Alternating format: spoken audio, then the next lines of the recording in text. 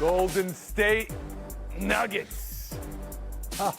Sixers Celtics.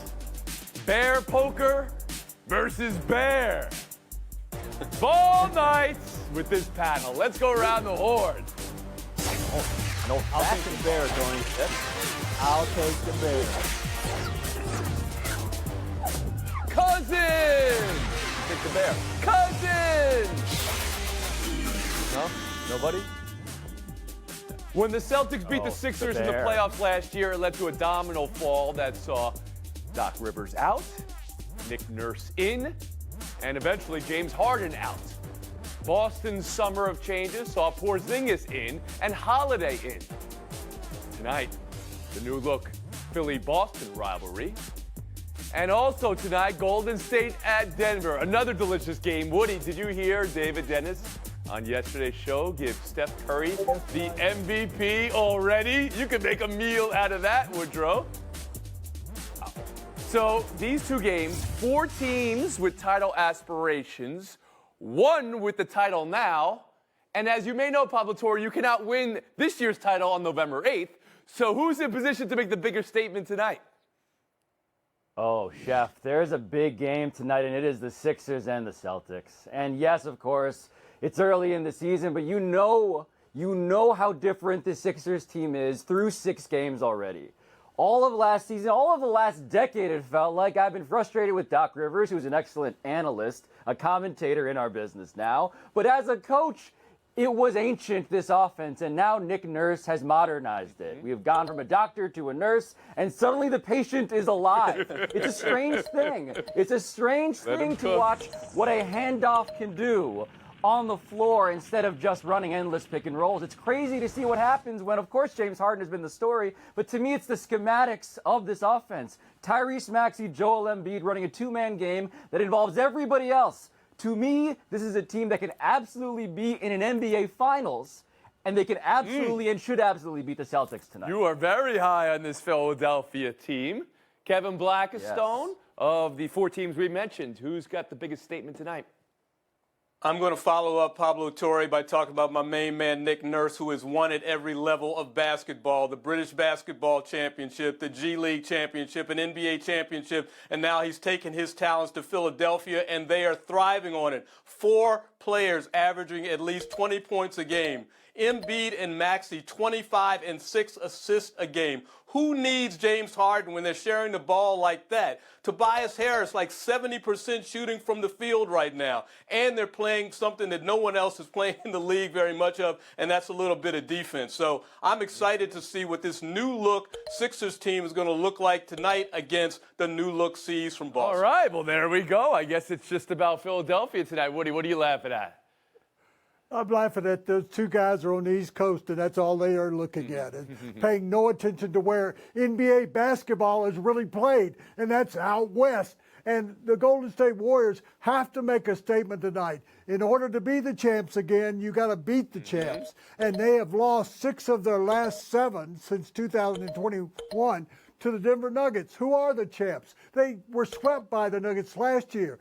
You've got a guy on this show yesterday guaranteeing that Curry's going to win the MVP, when on the other side of the court, you've got a guy that's won the last 2 regular season MVPs and then won the You forget. MVP. You're trying to give him credit when he should have won over Embiid, but he didn't win it last year, Woody. Go ahead, please. So what you've got here is Curry and the Warriors have their best chance because the Nuggets going to be without Jamal Murray, their number 2 player. So Jokic has to go out once again, get a triple-double against the Warriors, as he's done in the last 2 games. And I think that people are not paying enough attention to the Nuggets and the start they've gotten off to. They have won, since the beginning of last year, 85% of their home games. And so the Warriors, if they're going to make a statement, this is the place to do it. And Bill Plaschke. Woody, you just talked for 20 minutes about the Warriors and didn't mention Chris Paul. Chris Paul is the reason they are so exciting to watch. CP3 is the reason they got off to a good start. He leads the league in assists off the bench with 7. He leads the team with a plus 58. The Warriors are 4th in bench scoring in the league, which they were terrible last year. Much fewer turnovers. This is a Warriors team that I thought was done when I covered their last game against the Lakers last spring. I thought the dynasty was done. I was wrong. Yeah, okay. Well, that's Paul's about you then. back. Yeah. Okay. But you like what you're seeing, and the plus minus is an incredible for someone who's been coming off the bench. Pablo Torre, I'll let you back in. Yeah, I just like the idea that Bill, I can read between the lines here, Tony. Is he trying to get LA points to the transitive property like Chris Paul, former Clipper? Is that what's happening there? Is that why Bill Plaschke is suddenly Mr. Chris Paul's team actually is the Golden State Warriors? Bill, last word. No, I'm not a Chris Paul guy, but the Warriors, again, after a great on the road, they're great. They've been great on the road. They were terrible on the road last year. Will it continue tonight, Bill Plaschke? You have Golden State over Denver? Yeah, because Murray's out, they'll beat Denver, yes. And Woody? No possibility. I just told you. Possibility. At home, Okay, yeah. I hear you. No, there isn't.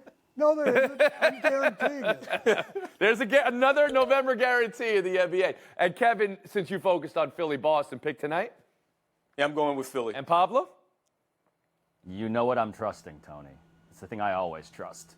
The process. Oh, the process. The process. What was the process You gotta ban behind that word, the, Tony. You gotta the ban that hunting word. jacket today? It's an interesting look there. Awesome. That's all right. We're not going to lose you. You know. That's for sure. Fall. We'll move on. No changes Autumn. to the top of the college football playoff. Ohio State, number 1. Georgia, defending champs, number 2. Michigan, all up in the headlines, still number 3. Florida State, Washington, Oregon. No change for the committee in ranking Michigan while the NCAA investigates. Book Oregon reiterating it's an NCAA issue, not a playoff issue. Bill Plaschke, you were burning on Washington when you got back from this weekend's game, USC versus Washington. You want to talk about them in number 5. Please, floor is yours. Yeah, I'm burning on this committee. Once again, they ignore the West Coast. Washington is clearly one of the top 4 teams. They have the best win of any of the top 4 teams, been beating Oregon. They have the best offense. They struggle a little bit on defense. I'll admit that. But USC's got a good offense. They came in and won in the Coliseum. How are they not ahead of Florida State? I don't understand that. And the winner of the Washington-Oregon, they'll play for the Pac-12 championship. One of those 2 teams should go to the Final Four.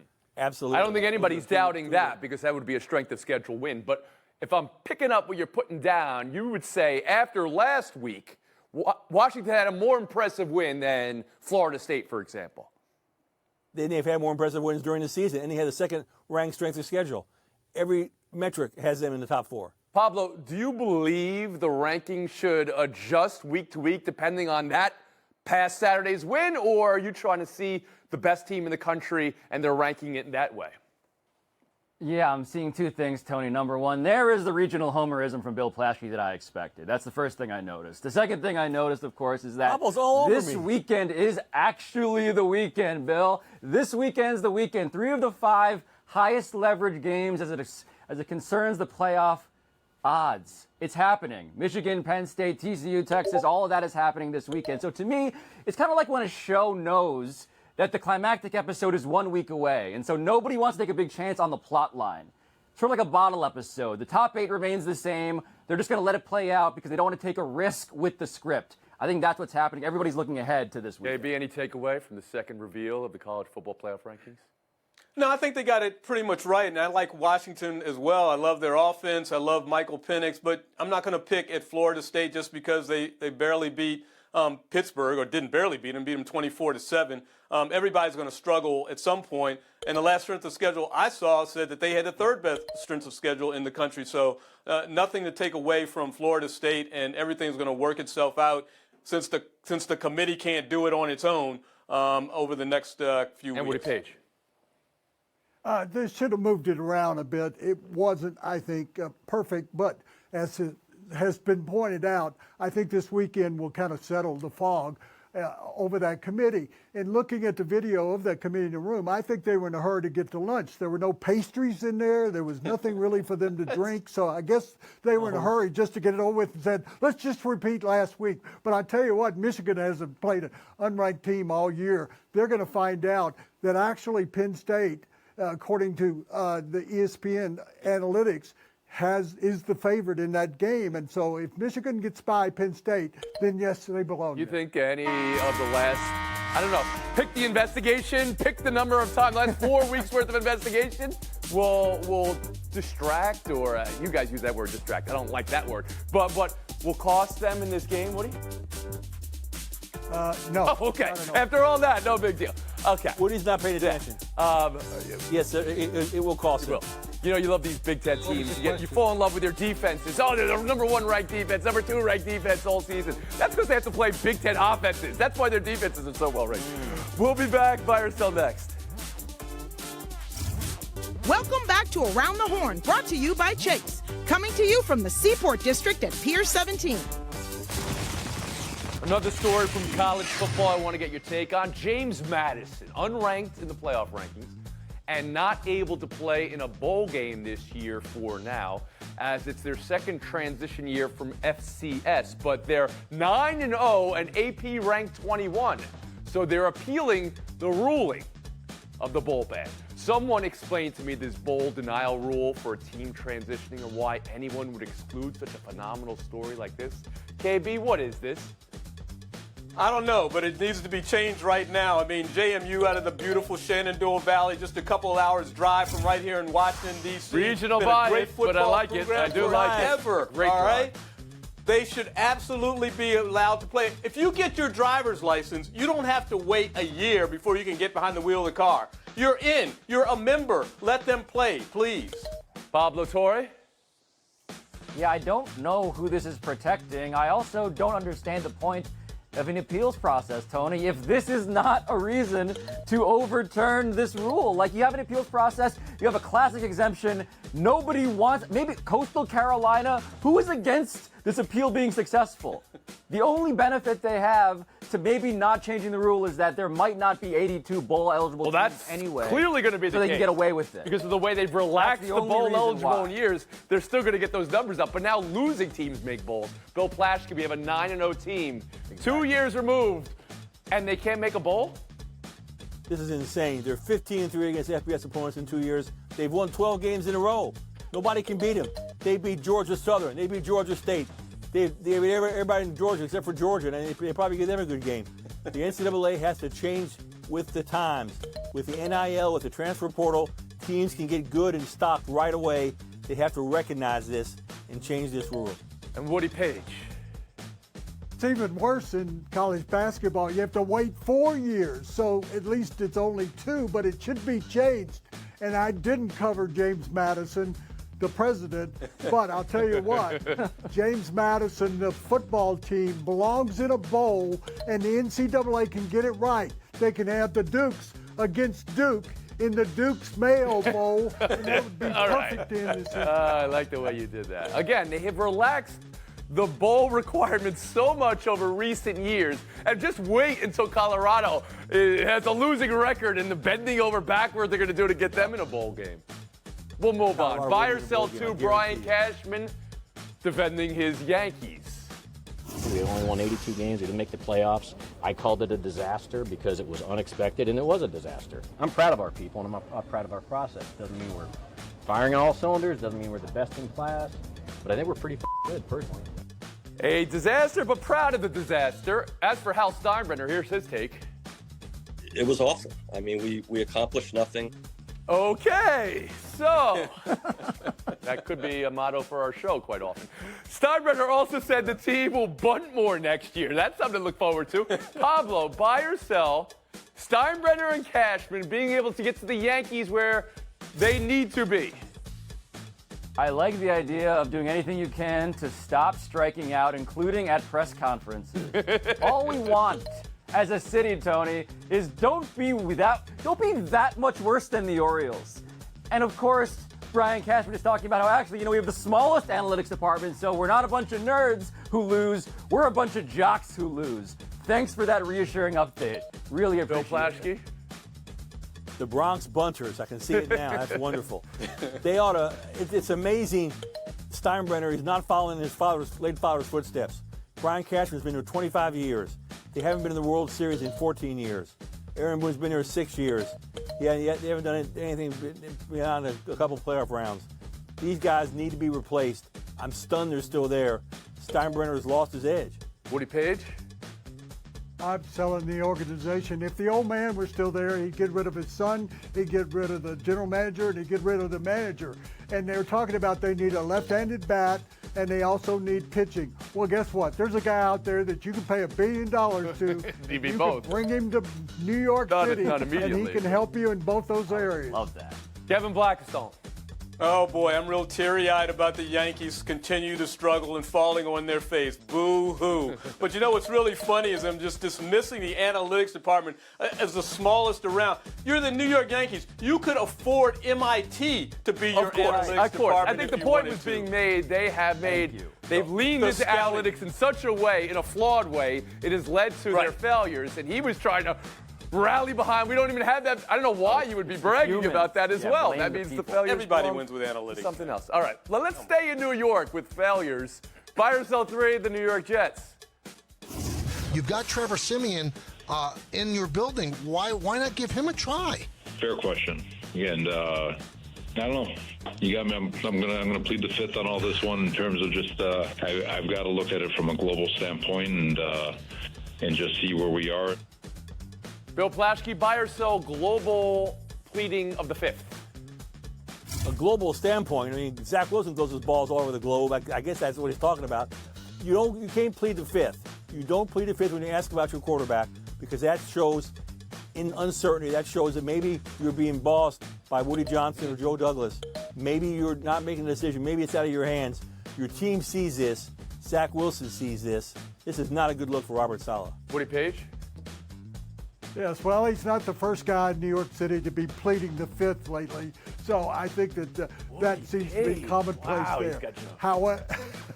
However, I think if you go with Simeon, I was around him when he spent 2 years in Denver. He's got more victories as a starting quarterback than Wilson does. At least turn to somebody who's won games in this league. Kevin, if Salah can answer the question, what does it mean? It means he doesn't have an answer. And the question is an absolutely brilliant one and a fair one, given the performance that you just saw from Zach Wilson and that offensive line, by the way, that shouldn't be let off the hook just the other day. He's got real problems. The other year he said he was going to keep receipts. He should be keeping receipts on this right now. And Pablo Torre. It's not merely a brilliant question. It is the most obvious of all of the questions. And all it does is provoke more questions. Tony, I had thought that Mark McGwire pleading the 5th when he said in front of Congress, I'm not here to talk about the past, was going to be the all-time high water mark for pleading the 5th in sports. Now we have a coach who's pleading the 5th on the present and the future, let alone the past.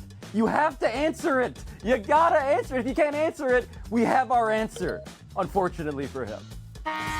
There was the thought, well, there's no moves to be made. There's no, but then you see Josh Dobbs on his 3rd team introducing himself to the offensive line in the middle of a game and winning, and the Vikings now are at least getting back into the playoff conversation with that. Woody Page, I see your reaction there. You're feeling pretty good. Getting into the showdown, huh? Yeah. Plaschke, Torre. Front row seats for a Page Blackstone showdown next. Responsibly. Woody Page, Kevin Blackstone, good luck in showdown. Last year, Dylan Brooks called LeBron old. Said he has no problem poking the bear, and then proved that literally by poking the groin. All while LeBron toasted the Grizzlies. So tonight, Houston and Brooks versus LeBron and the Lakers. Ready to lock them up. LeBron coming off the game where he passed and the Lakers lost at the buzzer. Woody, prediction for tonight? I predict a triple-double for LeBron James. He's not old. He's like wine. He's just getting finer. Oh, yeah. And last year, Yeah, you tell us. last year he. My dunked prediction all is over. that LeBron James comes out wearing one of those things that sumo wrestlers wear just to protect himself. And on the other thing, he's going to go another 50% shooting plus against Dylan Brooks. What is he talking about? Leave it alone, Dylan. Move on. That's Dylan's move. That's all he's got. I mean, that's his move. He stirs it up. We'll move on. Do you believe in miracles? Yes, the Sharks winning a game. Took 12. But now we can take a breath, goalie Mackenzie Blackwood said. And I give these guys so much credit. They've been such a great group. Head coach David Quinn said. Kevin, is 1-10-1 time for a breath for a great group? I don't think so, especially given that you gave up 20 goals in the last 2 games between 3 netminders. Before last they got night. a little work to do. Yeah. Mm-hmm. Woodrow? Kevin Blackistone, oh, the shark bites. Guess what? You look at it half empty, half full. They have lowered their pucks against scoring to 7. I think that's a great accomplishment. Yeah, 10-10, and then the Gillis allowed last night. The 3. Okay, all right, I see what you're doing. 30 seconds of FaceTime, Woody Page. Good story out of the Minnesota Wild. Center, cousin, Vinny, Letary, last night scored his first goal since joining his hometown team where he grew up. And guess who was doing the color commentary on the game? His grandfather, Lou Nan. First time he's ever been able to salute his son in all the years of his broadcasting. What a good family story. Wow, that is a great family story. Speaking of a story, Woody, did you see how many wins you have? 665. Oh, So your next win, yes, yeah, you might have to do a FaceTime praising the Angels and the Saints. Did you really Or say the New Jersey Devils, Miroslav Shatan, and the Duke Blue.